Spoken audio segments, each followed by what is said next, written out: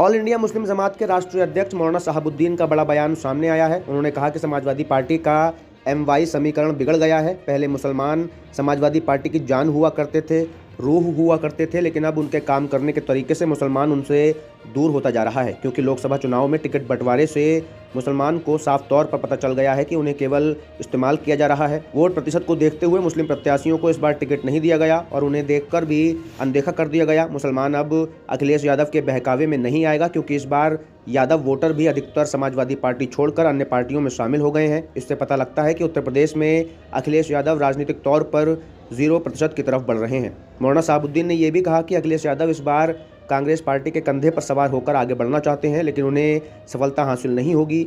मौलाना ने कहा कि जिस तरह मुसलमान पहले समाजवादी पार्टी की हिमायत करता था, अब इसी तरह से उनकी खिलाफत भी करेगा। मौलाना ने कहा कि इस बार अखिलेश यादव ने मुसलमान का भरोसा खो दिया है, जिसका अंजाम वोट के तौर पर सामने आएगा। मुखिया अखिलेश यादव जी का MY समीकरण बिगड़ गया है।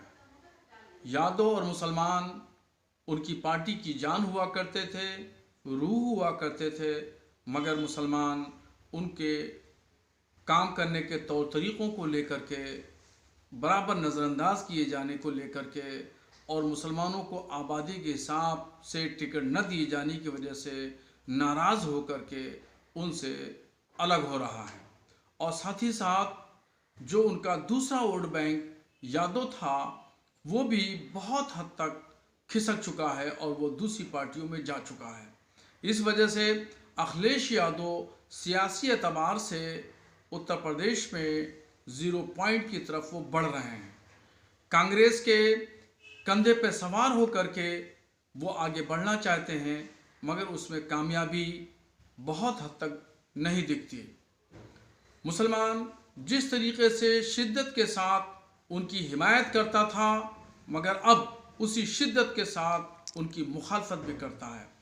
मुसलमानों की एक फितरत है कि वो जिसके साथ जाते हैं शोर मचा के जाते हैं और जिससे अलहदा होते हैं तो भी शोर मचा के अलहदा होते हैं। मुसलमानों का भरोसा अखिलेश यादव ने खो दिया है।